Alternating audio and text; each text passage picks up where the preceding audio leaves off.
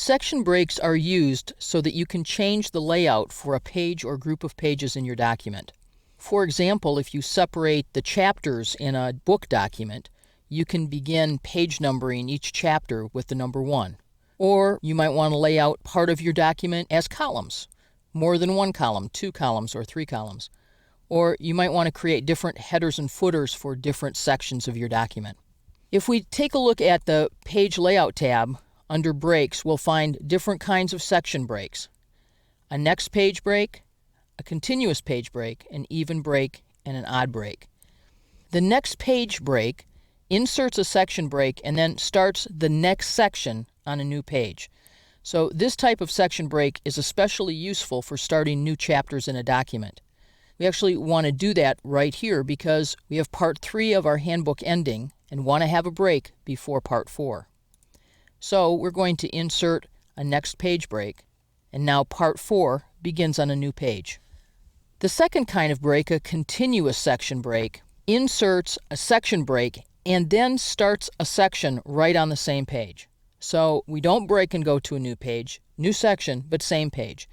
And this is the kind of break that we'll use for a formatting change, like switching from 1 column to 2, or from 2 columns back to 1, all within one page. We'll take a look at columns later on in this chapter. The even page and odd page work in exactly the same way that next page did, with one small variation. If I choose even page, then insert a section break, the next page will be the next even numbered page. So, for example, if I insert a section break when I'm on page 13 and I insert even, it will go to page 14. If I insert an odd section break, it will go to the next odd numbered page. So if I'm on page 13 and insert an odd page section break, my next page will be page 15. Here I am on page 13. This page would be page 15. And I'm going to undo those last 2 section breaks that I put in, those 2 insertions. And yet I'd still like to have a section break, or perhaps even simply a page break for the start of my next section. Another option.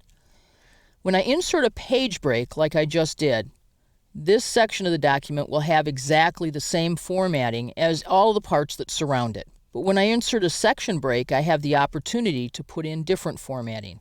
So we're going to go down to where part 5 starts, again in the middle of a page.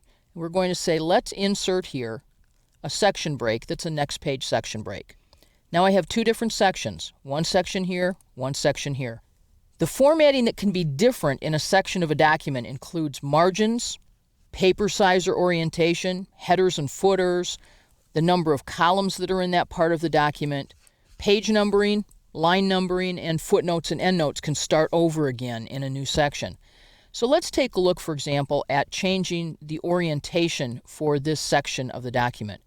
I'm going to open the Page Setup dialog box and say I'd like to change this section to landscape mode. Now this choice isn't here unless I have sections, so let's change this section to landscape.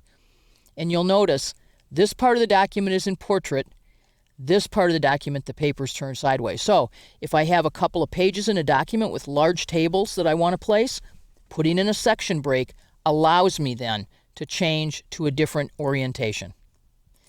Another choice that I have is to have different headers and footers in different parts of my document if I wish. So I could have headers and footers in one section that were different than those that I found in another section. We can go to Insert, for example, a header, and insert a header here, and it will be the header for section 2. It won't be the header for the entire document. If I don't include sections, the document has only one set of headers and footers. Currently, they're the same as previous. In other words, the fact that I inserted a section didn't mean that I had to create new headers and footers. The headers and footers that are here would be used throughout the document. However, I can say I'd actually like to have them not be the same as previous. Right here is the button that allows me to unlink them, and now I have a header that is only being used by this section and isn't used anywhere else in my document. If I want to pick up the headers and footers used at other sections of my document, I simply say Link to Previous, and when I do, the header or footer that I'm in will be deleted, and the header or footer from the previous section will be applied. When you need different page layout options for just one section of text, you don't need to put it in a different document. You simply need to insert section breaks and make it a different section so that you can then change your page layout options for that section of your document that you'd like to keep together.